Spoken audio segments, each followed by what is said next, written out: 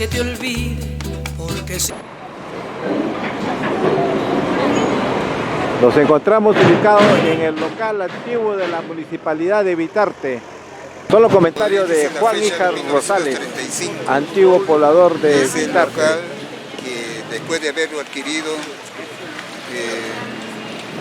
con los fondos que recaudaba la municipalidad, pudieron construir un local que llegaba a toda esa fachada amarilla. Ahí, a partir de 1980 empezó a funcionar una biblioteca. No, ya la biblioteca ya existía con unos 10 años de anticipación. Empezó a funcionar un teatro, un pequeño teatro. Ahí es donde esa fotografía que ven a Julio Portocarrero se tomó ahí. Ya, y anteriormente ese local está más arribita, en el 200, de la cuadra 200, no, 100, ¿no? Más o menos 100, 1, 2, 3 fachadas más arriba. Era uno más pequeño. ¿Es un local de quiénes? ¿De qué se puede decirlo? Ya, el local, la municipalidad empieza a funcionar como consejo a partir del 30 de septiembre de 1926. Están en las actas de la municipalidad. Ya, más antes no había. Ya. Ha sido creado políticamente, pero ha sido todo un proceso. Un proceso que ha durado casi como 100 años. Ya, ir a partir del siglo XXVI hasta el 35, y ahí se trasladan acá. Acá han estado hasta 1970. Ya. Un favor, sí. ¿podríamos...? Y ahora nos encontramos en el Parque 9 de Enero. Al fondo, la antigua estación del tren de Vitarte. A ver, señorita. Usted mismo va a leer porque yo de repente le puedo... Léalo. Acá está hablando de los sucesos del 9 de enero de 1915. ¿Quién lo cuenta? Julio Portocarrero. ¿Quién lo graba y quién lo redacta en el libro? Rafael Tapia. Le hace este pacto y termina el libro. Y en voz alta para que escuche todo. Bueno, léalo. Pero estoy viendo cómo es. Ya.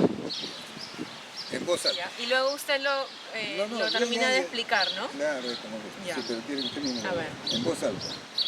En el convoy, cuando íbamos de viaje a Lima, fue que vi a Antonio Miranda, uno de los delegados que hacía las gestiones junto con Adalberto Fonquén y Ricardo Ramos. Eran los 3 delegados de Vitarte, que venían constantemente a hacer las gestiones ante el gobierno de Benavides. Vi a Antonio Miranda herido. Después vi a Faustino Carrión, que también había sido herido. Allí recién me enteré de lo que le pasó a Vilela, pero yo no he llegado a ver a Andrés. Comentaban que en la trifulca los gendarmes, al darse cuenta de que estaba malherido, lo tomaron rápidamente y se lo llevaron. Yo no he visto más a Vilela.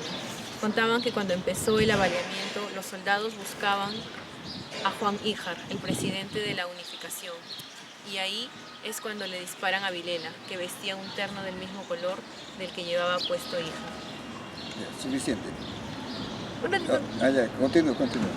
Llegamos a Desamparados. Ya nos esperaba el prefecto Ferro en la estación y nos hizo llevar a la intendencia, que estaba al frente, en Pescadería, a media cuadra de la Plaza de Armas. Nos hicieron desfilar a todos por el medio de los 2 cordones de gendarmes que cubrían ese trecho. Fuimos a dar al patio interior de la intendencia, todos sin distinción, incluidos la madre y los hermanos de Andrés Vilela. Nos registraron y a Juan Híjar, a Adalberto Fonquén, Gumersindo Calderón, Ricardo Ramos y Manuel Casabona se los llevaron incomunicados al calabozo para ser sometidos luego a juicio militar. Nos acusaron de haber asaltado el tren de pasajeros y para dejarnos en libertad nos obligaban a pagar el importe del pasaje más el 50% de recargo. Víctor Herrera Ibera, de la Cámara Obrera, canceló el importe del pasaje más el recargo y nos pusieron en libertad. La directiva se quedó. De los comentarios de Julio Portocarrero, el libro de Julio Portocarrero. 1915 se da en una etapa en que había la Primera Guerra Mundial, 1914-1918, y había una crisis tremenda, lo que repercutía acá en el sentido de que la fábrica vendía menos y para poder superar la crisis empezó a hostigar a los trabajadores para que se vayan, empezó a reducirles los días de trabajo, los horarios de trabajo, ¿no? Los sueldos, o sea, los salarios, y y su propósito era hacer el locao, o sea, quería declararse en quiebra, hacer el locao para posteriormente contratar personal nuevo a un precio, a salarios más rebajados.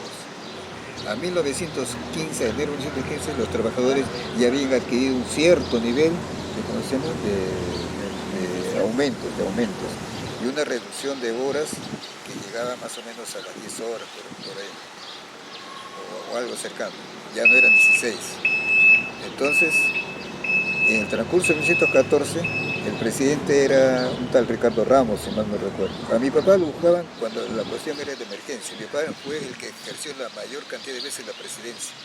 En la época que estuvo, de 1911 a 1916, la unificación obrera. Mi papá se va en 1916 acá, porque querían liquidarlo.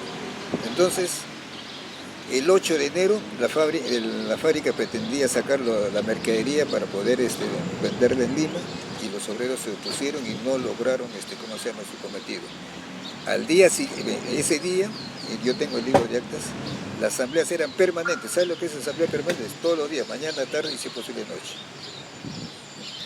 Entonces, acá había él lo ha conocido, él también, había un tendido de riel, ¿no? Esta parte era más ancha, pero para el otro lado había un desvío, se desenganchaba el tren y entraba a sacar los vagones de Julio y otra gente. Habían acordado tomar las acciones pertinentes, pero había unos vagoncitos, o voy a traer más en detalles, ¿no? Que no lo he señalado en ningún libro. Unos vagoncitos, unas plataformas, no sé si te acuerdas, unas plataformas pequeñas, rodantes en las líneas. Y mi padre se sube ahí el 8 de enero porque había un sector de la gente que quería aflojar y aceptar las condiciones de la fábrica.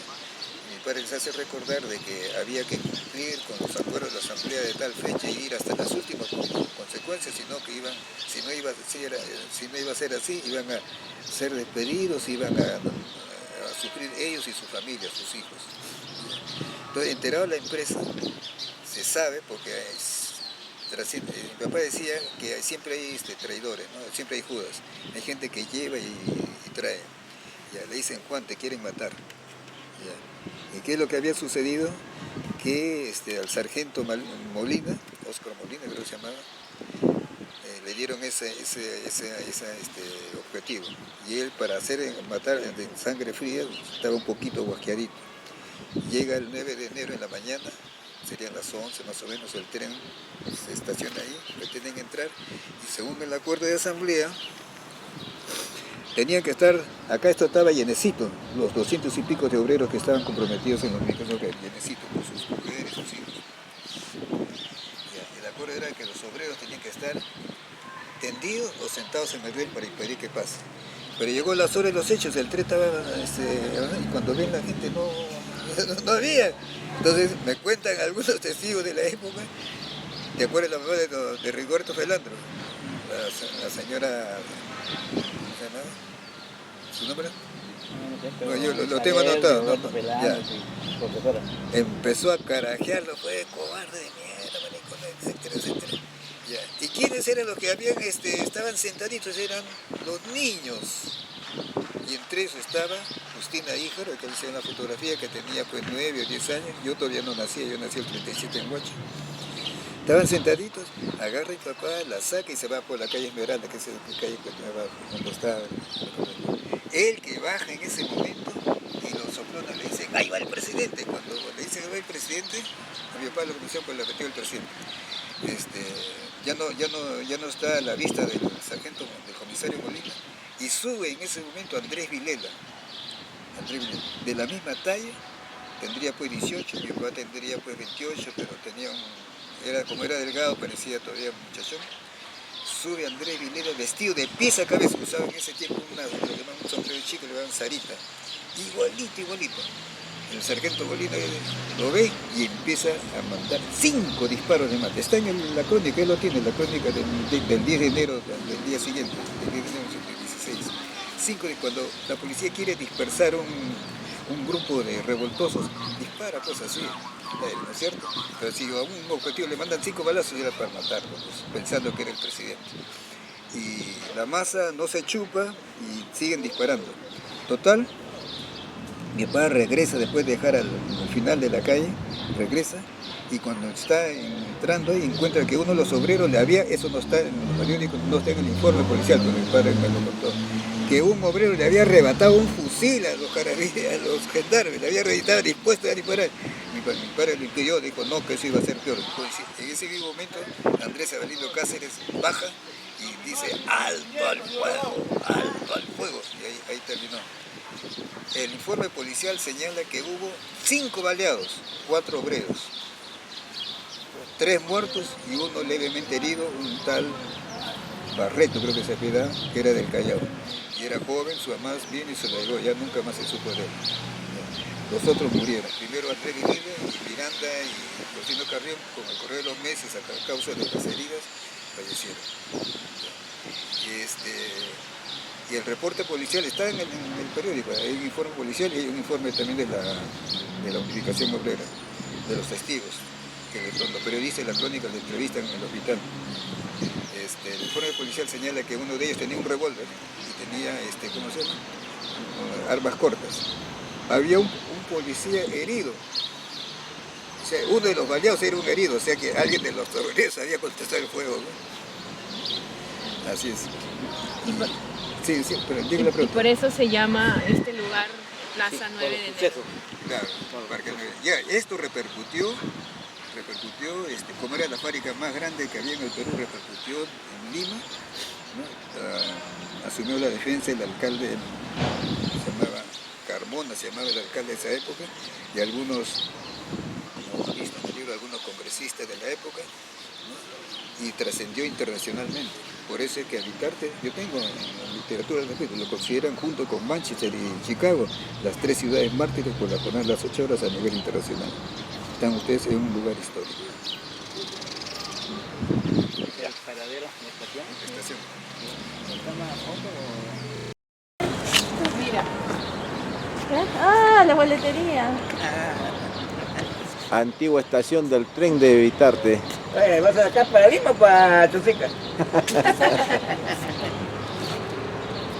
Y ahí tenemos a Yo no sé qué piensan. la línea del ferrocarril.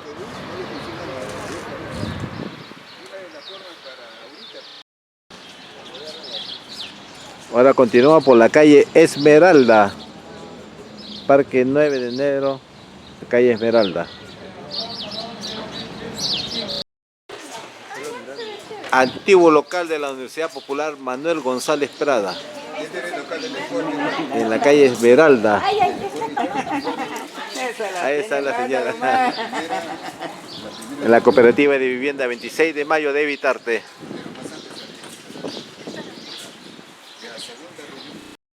Ese es el primer. Aquí en Vitarte, esta es la primera. La fotografía, ustedes la tienen ahí en el libro, pues. Sí. Claro, pero le preguntamos para que usted lo diga a la cámara. Claro. La primera reunión de la Universidad Popular González Prada en Vitarte fue en el local del Club Sport Vitarte, que lo están ustedes enfocando ahí. Actualmente el local del Sport Vitarte tiene local propio y está más abajo, dentro de la cooperativa 26 de mayo. O sea, ¿y por qué el Sport Vitarte? ¿Qué tenía que ver el Sport Vitarte con la universidad? Les decía anteriormente de que había mucha represión y que tenían que camuflarse. Ya, en eso hemos conseguido, me contó a mi padre, yo le he comentado, el historiador Rafael Hernández Tapia, Rafael Tapia Hernández también lo sabe porque ha conversado con los sobrevivientes de esa época. Él hizo a partir del 1985 más o menos, empezó a hacer esas investigaciones y algunos todavía estaban vivos. Entonces, como les decía anteriormente, sindicato era una palabra satanizada, tuvieron que camuflarse con nombres de unificaciones obreras y ese fue el primero. Luego él, investigando en Lima, él continúa con las investigaciones, ¿no? Él me ha pedido que yo a veces, él me ha demorado cerca de 2 años, comprobó de que el Club Universitario de Deportes, ustedes conocen la U, famoso, su primer nombre se llamaba el Club de la Federación Universitaria. Creo que y ellos tenían una experiencia de haber apoyado. Entre uno de los méritos de La Torre, podrán criticarle muchas cosas, que él estuvo por las 9 horas, etcétera, etcétera, pero consiguió el apoyo de un grupo simbólico, por decir así, de universitarios para que vayan al local donde estaban reunidos en sesión permanente el Comando Unificado de Lucha por las 8 horas en Lima, en el Parque Nocturno. O sea, ahí fue los hijos de la oligarquía de esa época. Y muchos de ellos, posteriormente, fundaron el Club Universitario, la Federación Universitaria, como una forma de poder posteriormente vincularse a la vida política. Primero se camuflaron en un club de la universidad. Ustedes saben que la Universidad de San Marcos, los estudiantes estaban identificados con la revolución, con la reforma universitaria que hubo en Tucumán, en Argentina. Así es, son dos.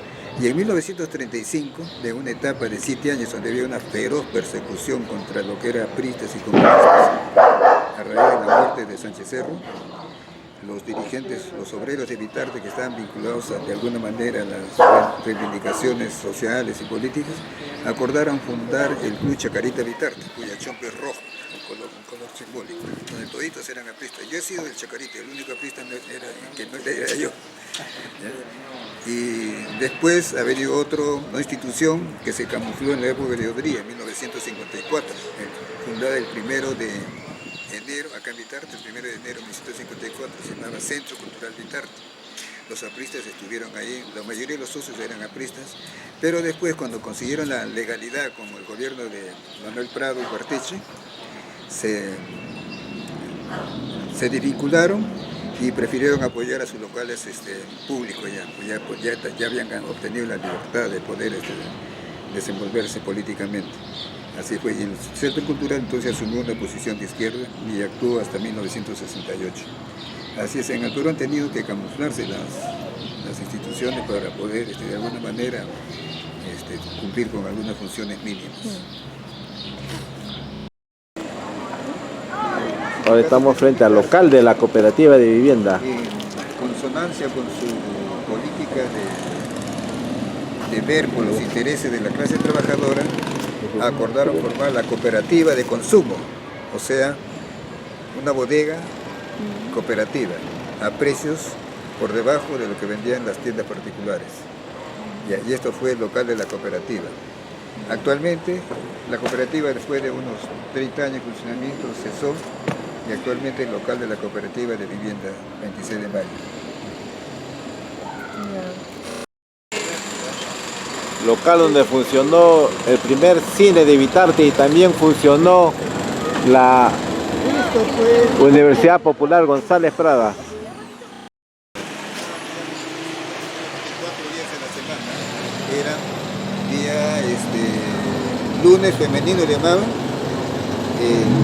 viernes, sábado, domingo y lunes femenino, 4 días. Martes, miércoles y jueves no había función de cine. Y en los años de la efervescencia sindical por las 8 horas, ese local era el local del cine mudo y era teatro que desde 1911 o 12, el teatro popular, creado por los mismos trabajadores de la época, daban sus funciones, cuya mejor obra de esa época se recuerda es Cristo Moderno, una obra de reivindicación social. Ya. Pero antes de ser teatro o cine mudo de esa época, fue un depósito de guano, lo señala Julio Portocarrero, porque él se lo contaron cuando llegó a Vitarte. Un depósito de guano de la hacienda Zavala, que quedaba más abajo. Porque todo esto era, este predio inmenso que ven ustedes, pertenecía a la hacienda Zavala. Zavala había permitido que esta parte que se llamaba Ubitarte, un potrero, hay referencias históricas al respecto, para que sea la pampa de abastecimiento para los que estaban trabajando en la construcción del ferrocarril central. Una vez que se terminó de realizar la tarea del ferrocarril central, estaba desocupado y el empresario Carlos López Aldana vio la oportunidad para poder instalar una desbotadora y construir una fábrica, año 1871. Así es. Fue depósito de guano, cine mudo y actualmente es iglesia. Sí, pero la edificación, Se mantiene, se esta- mantiene. ¿Es desde qué momento? Yo lo he conocido casi igual, ¿no? Esta es una montura que le han hecho. Sí, no, La pared sigue siendo igual. Como este es un local alquilado a esta unidad religiosa, ellos han puesto nada más que si en el momento que se termine su contrato, queda como Claro. Pero, o sea, cuando ha acogido la Universidad Popular, ¿tenía estas mismas paredes, esta misma arquitectura? sí, no ha sido remodelado. Nada más. Y ahí se desarrollaban. Otra cosa. El APRA, tratando de emular a lo que fue la Universidad Popular González Prada, y él recordará, estableció los martes y jueves culturales, ¿te acuerdas? Que venían artistas de primera línea de Lima, venían, acá ha venido el cantante trujillano que se murió, Luis Abante Morales, Rosita Perú, todos los mejores. O sea, el mundo de la farándula de la época era simpatizante del APRA. Las funciones eran gratuitas. Ya. Después de martes y jueves culturales se convirtió en jueves cultural. Y después ya los artistas estaban en otra cosa y lo dejaron. ¿Y su papá también asistía a la universidad? No, mi papá se Es fue otro, ya. La Universidad Popular González Prada se instala en 1921. Mi papá se fue en 1916 porque ya le dije que lo querían dar. Ya. Ahora, él ha participado en la jornada de las 8 horas de 1913, en enero, que consiguen los estibadores del Callao, apoyado por los textiles de Quitarte, Lima, etc. Y también en 1919 también ha estado, pero con un perfil bajo en las minas, se fue a las minas. Ahora sí ya estamos ya en lo que fue el local de la fábrica. Las minas tú eres del Pero centro. del centro. Estaba en las minas del centro de papá. ¿En qué décadas? ¿En O qué sea, años? le estoy explicando. Mi papá se fue en 1916 por varias razones. En primer lugar, era el único dirigente a quien lo votaban y le hacían un paro e inmediatamente lo reponían. Ha sido el trabajador que más veces lo reponían. Hasta que llegó un momento en que la fábrica, la empresa le dice, bueno, lo que no se estilaba, te vamos a dar una indemnización, pero vete, no te queremos. Mi papá recibe la plata, pero no se va a Evitarte. Se queda acá, ¿ya? Lo apoyaban a él porque era un cuadro, por decir así como hay algunos políticos funcionarios encargados de formar sindicatos en la otra ribera del río, del Valle de Acre, en Huachipe, etc. ¿Ya? Es detectado, ¿ya? Y lo amenazan de muerte, que no hace caso, continúa hasta que llega un piquete de policías y una noche, sería como eso de las 7 de la noche más o menos, y llega. Como él ya estaba advertido, se había escondido en la casa de su compadre que se llamaba José La Cruz. Esa historia la sé porque su hijo de José La Cruz, ¿te acuerdas de Gil de La Cruz? Me lo contó en un aniversario del Sport. Ya, mi papá tuvo que cruzar el río disfrazado, tuvo que cruzar el río y irse por vía caminando hasta Desamparado, por otro lado del río, llegar al río y Desamparado. De ahí toma el tren del día siguiente y se va. Previamente a esto, había dejado a Justina Ícar, a mi hermano, destinada en una casa de un anarquista en Lima. Su hija, Justina Ícar, mi hermana, estaba con los pulmones oscuros. De paz, porque había un azote acá, era el paludismo que le daban a todo el mundo por el canal de regadío abierto, y había mucha tuberculosis. La fábrica del polvillo penetraba los pulmones. Ya. Y aparte de eso también estaba pues irremediablemente contaminado, ¿no? Su señora muere, su primera esposa muere tuberculosa, está enterrada en Chosica. Su primer hijo y sus dos primeros hijos también mueren. Solamente sobrevivía Justina, que es mi hermana, la que me crió a mí. Así es. Entonces, por esos motivos, él se va. No por solo porque la fábrica quería que se vaya. O sea, él se va más que nada por motivos de salud. Pero decir, una pregunta. Y de ahí se va al centro. Es la parte del centro es la que lo Ahí se va a trabajar. Y eso a sí trabajar en La Oroya, Borocucha, toda la... lo hablamos más allácito porque...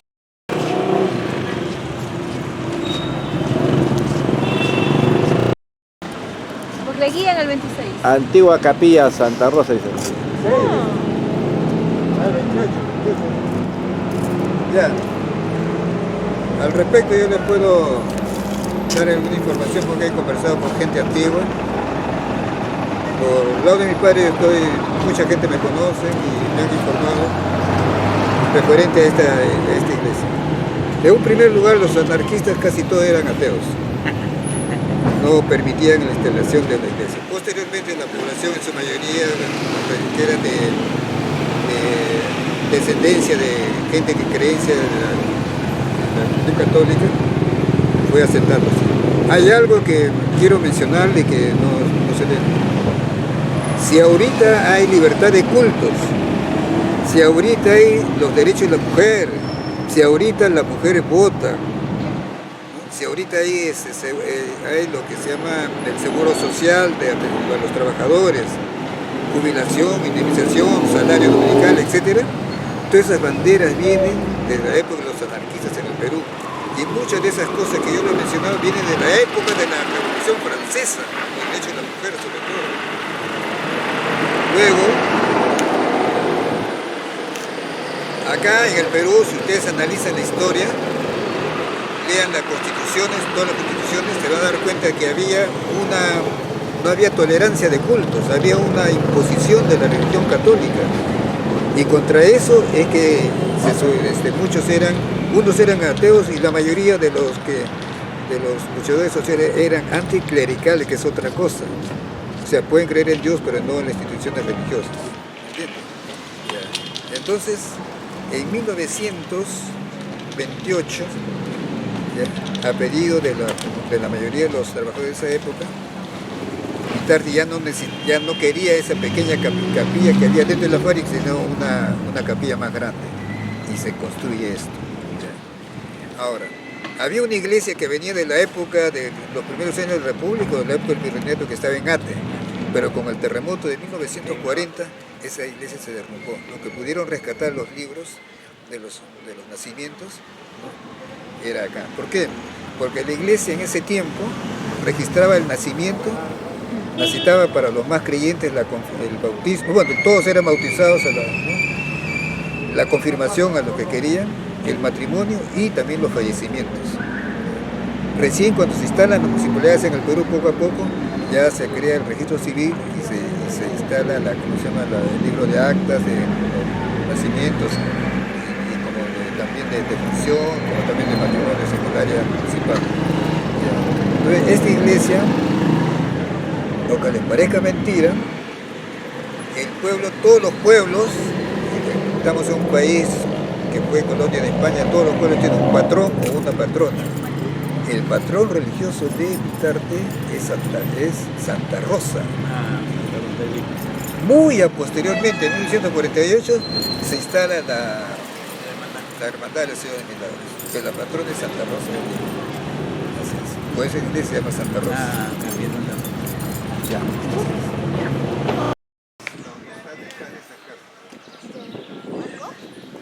El largo era más o menos como cerca de 100 metros de largo, todo lo largo que llega hasta el fondo.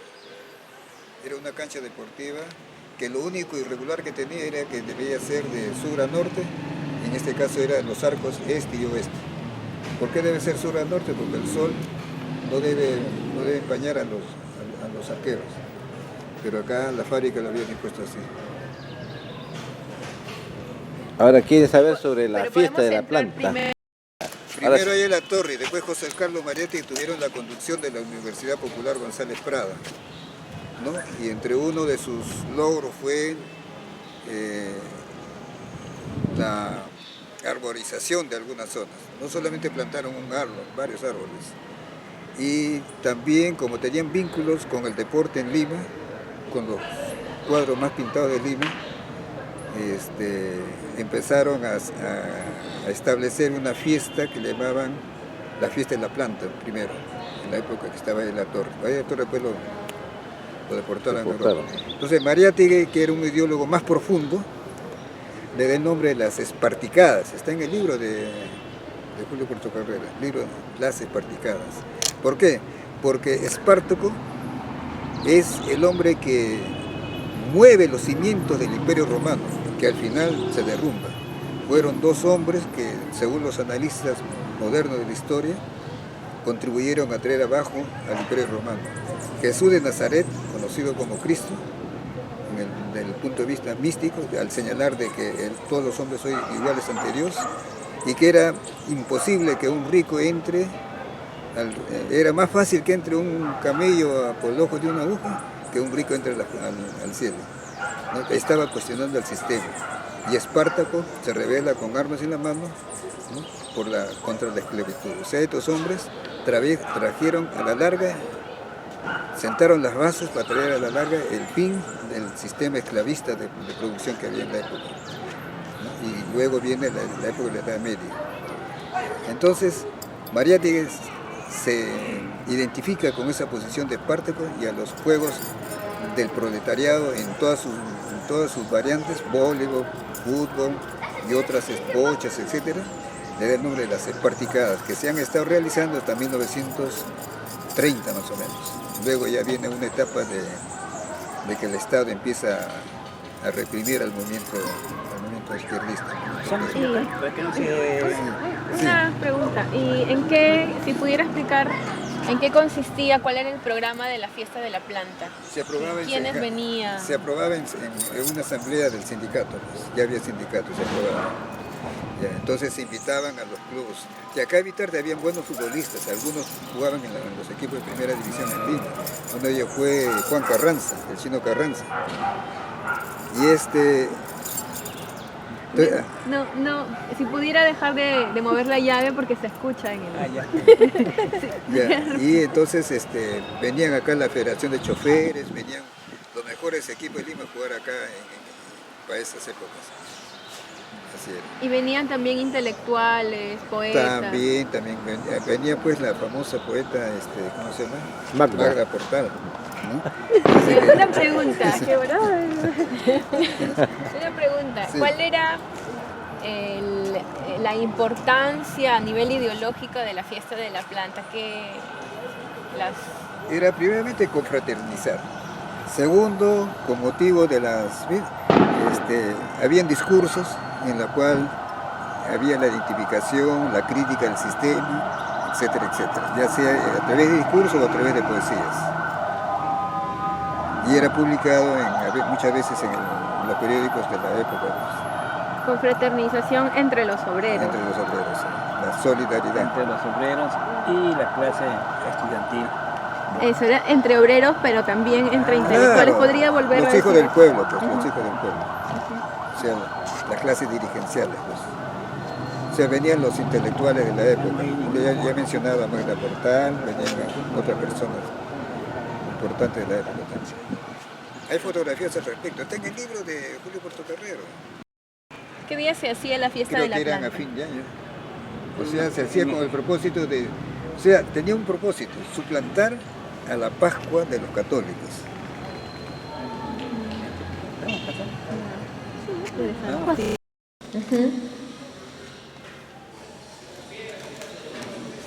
Estoy hablando yo ahí en primera persona. Es así que entre paréntesis, mi padre me contaba.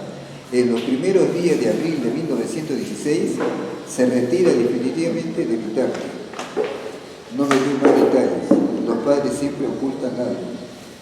Pero en 1975, con motivo del 71 aniversario de la fundación del Club Centro Sport Vitarte, me invitaron en calidad de hijo de uno de los fundadores y ahí me encontré con Gilberto de la Cruz, conocido como Gil entre paréntesis, hijo de don José de la Cruz, compañero de trabajo y compadre de mi padre. Fue quien me contó que mi padre se vio obligado a retirarse definitivamente de Vitarte, pues al atardecer del último día que Juan Híjar estaba en Vitarte, la gendarmería lo andaba buscando para desaparecerlo, entre comillas. Y es en esas circunstancias que Juan Híjar, ya en la noche, estando escondido en la casa de don José de la Cruz, fue que lo disfrazaron para romper el cerco y lo acompañaron a cruzar el río Rímac, frente a la entonces hacienda Nievería, y luego de una caminata llegó al distrito del Rímac. Al día siguiente, en la estación del ferrocarril Desamparados, tomó el tren y viajó a La Oroya. El tren del ferrocarril central, al pasar por la estación de Vitarte, muchos obreros y obreras lo estaban esperando para despedirlo. Mi padre me contaba que le dijo que no se preocupara, pues en los últimos años se había estado preparando varios jóvenes para continuar con la lucha de las reivindicaciones de la clase trabajadora. En Oroya estuvo un tiempo trabajando, luego pasó a Casapalca, Morococha, Jauja y estuvo un buen tiempo en Cerro de Pasco, trabajando en las minas. Estando estabilizado en Cerro de Pasco, después de un año, 1917, mi padre recoge a su hija Justina de Lima y se la lleva al centro del país, siendo así que desde el sector minero participó desde los primeros días de enero de 1919 en la lucha final por la conquista de la jornada de las 8 horas de labor, que en forma encubierta mantenía un perfil bajo para evitar represalias contra su persona, toda vez que habiendo quedado viudo y tenía la responsabilidad de velar por la seguridad de su única hija, en esa etapa, Justina. A finales de 1919, según él me contó, se trasladó a Ollón, en aquella época distrito de la provincia de Cajatambo, a trabajar en las minas de carbón, y a finales de ese mismo año retorna a su ciudad natal, Cajatambo. Durante 1900 trabajó en la casa comercial más importante de aquella época de la referida ciudad, y luego, en el año 1921, pone su propio negocio de un cafetín y venta de comida al paso, siendo así que la población le puso como apodo Juan Café, por el excelente café filtrado que él vendía. Le gustaba mucho el café a mi papá, tomaba café expreso. No, me cae bien. El retorno de Híjar a la costa del Perú. A inicio del año 1922, debido a la deprimida economía que caracterizaba la ciudad de Cajatambo, Juan Híjar Salazar baja, entre comillas, nuevamente a la costa y se instala en el Valle de Huaura, en la hacienda Caldera, y empieza esporádicamente a visitar el pueblo de Vitarte, que en 1923, al reiniciar sus vínculos con los luchadores sociales, tanto de Huacho como los de Lima, que provenían del anarquismo y que empezaban a ser influenciados por las ideas de los ideólogos José Carlos Mariani y Víctor Raúl Aleator, ocurrió con el mes de mayo de 1923, fueron convocados todos los sindicatos, así como también sectores progresistas de la ciudadanía, para oponerse a la decisión vertical del presidente Augusto Vélez Guía de consagrar la ciudad de Lima al corazón de Jesús, lo que significa en buena cuenta que la ciudad de Lima y por ende el Perú se convertía en un estado teocrático, contradiciendo y vulnerando la constitución política del Perú de aquel entonces, que disponía que el estado peruano era un estado laico. En esta masiva concurrencia que cubrió el parque universitario frente a la casona de la Universidad Mayor de San Marcos, estaba participando mi padre, esto como él me contó, fue violentamente atacado por los civiles y luego empujados por la fuerza de la represión a que tratan de desplazarse por quirófano sangre. También pica la garganta. Dale lectura por falta. Es que... Una pausa. Es que... En voz alta, dale, es un párrafo más. Juan, ¿Dónde se ha quedado? Siendo así que a la altura de la calle Los Huertos fueron impedidos, pues de las torres de una iglesia cercana la policía empezó a disparar contra la masa, lo que motivó a que la mayoría de la masa humana tratara de escapar por un pasaje que está a la mano derecha, el mismo que no tenía salida, donde fueron acribillados, resultando muchos heridos y 2 personas muertas. Uno era estudiante y el otro era hombre.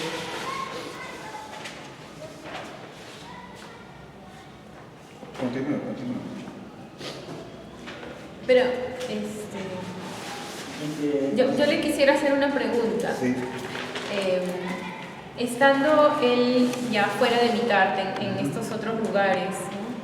Él también hizo actividad sindical, también fue dirigente. No, dirigente ya no, pero sí formaba sindicatos. Ya. Incluso estaba en el Valle de Huaura, lo comisionaron a que vaya a Trujillo a averiguar las causas de la muerte de Alberto Funquén. Él se había suicidado en Trujillo. Lo que pasa es que le hacía esta pregunta porque en la investigación que hicimos en la Casa de la Literatura, vimos que Mariátegui también tenía vínculos en Morococha, ¿no? También habían allí un sindicato obrero. Entonces quería saber si es que por casualidad su papá también estuvo allí participando. Sí, pero con perfil bajo. Claro. O sea, te voy a explicar. Yo soy dirigente también, comerciante. Si usted en una asamblea está calladito, nadie lo nota. Pero si usted pide la palabra, ¿no?, sobre un tema y expone, digo, la masa lo elige. Entonces él prefería estar en una actitud pasiva. Claro. Hay una parte ahí, hay un pasaje que me lo contó, yo le decía a mi hermana, le decía mamá. Este párrafo, en voz alta. Ya, este párrafo. Mi hermana Justina Híjar me contó en una oportunidad que a finales del año 1932, cuando el país estaba gobernado por el dictador Luis H. Cerro, se desató una feroz represión contra todos los comunistas y apristas, y que mi padre, al ser detectado como organizador de sindicatos campesinos en el Valle de Huaura, estuvo a punto de ser retenido para desaparecerlo, entre comillas, pues ya estaba enmarrocado al ser ubicado en las oficinas de la Casa Hacienda del Fundo Caldera. Pero que ella, que había visualizado previamente el grupo de policías que andaba buscando a Juan Híjar Salazar, intuyó que vendrían a la casa a buscar elementos probatorios. Ella inmediatamente procedió a quemar toda la propaganda sindical y política que mi padre tenía, siendo así que cuando la policía que traía a Juan Híjar Salazar enmarrocado en la casa, buscaron minuciosamente todos los ambientes. Al no encontrar ninguna evidencia probatoria, tuvieron que soltarlo. O sea, mi padre, de los anarquistas, no sé si han averiguado ustedes, la mayoría devienen apristas, la mayoría. ¿No? Y mi padre llegó a ser aprista, llegó a ser dirigente aprista. Pero dirigente sindical ya no. Formaba sindicatos, ayudaba a formar sindicatos, pero ya no dirigente sindical.